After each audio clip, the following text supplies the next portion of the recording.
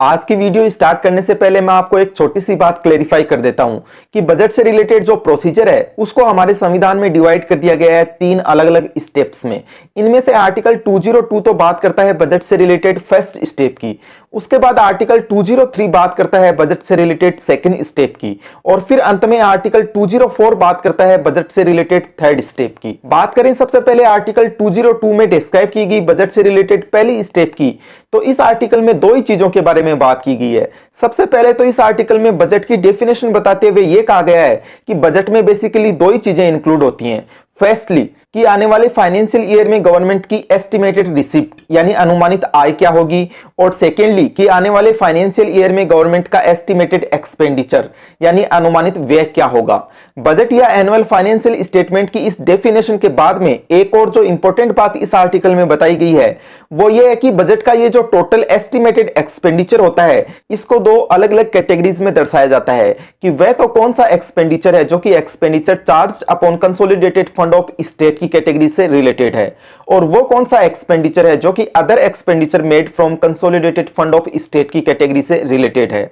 इस तरह से बजट का जो एस्टिमेटेड एक्सपेंडिचर था उसको इन दो कैटेगरीज में डिवाइड करने के साथ ही आर्टिकल 202 में बजट की जो फर्स्ट स्टेप डिस्क्राइब की गई है वो तो हो गई है कंप्लीट। अब इससे आगे इन दो तरह के एक्सपेंडिचर से रिलेटेड क्या प्रोसीजर होगी अलग अलग, इसी बारे में बात की गई है आज के आर्टिकल में यानी आर्टिकल 203 में।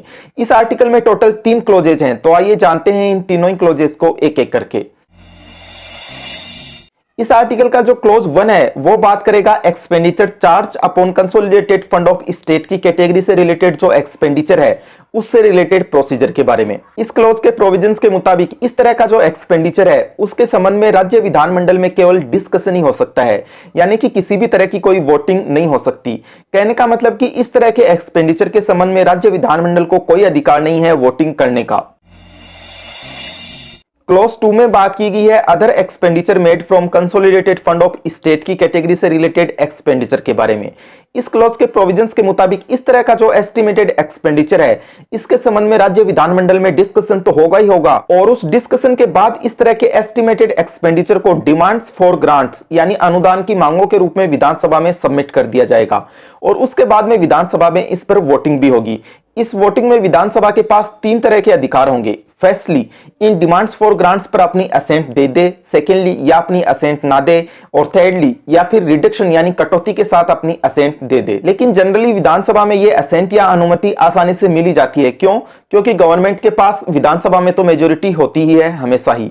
विधानसभा जब इस तरह की डिमांड्स फॉर ग्रांट्स को पास कर देती है तो कानून की भाषा में यह कहा जाता है कि विधानसभा हैज मेड द ग्रांट्स, यानी विधानसभा ने अनुदान कर दिया है। यहां पर एक बात आप हमेशा ध्यान में रखिए कि ये ग्रांट्स या अनुदान पर जो वोटिंग होती है वो हमेशा विधानसभा में ही होती है, विधान परिषद में कभी भी नहीं होती।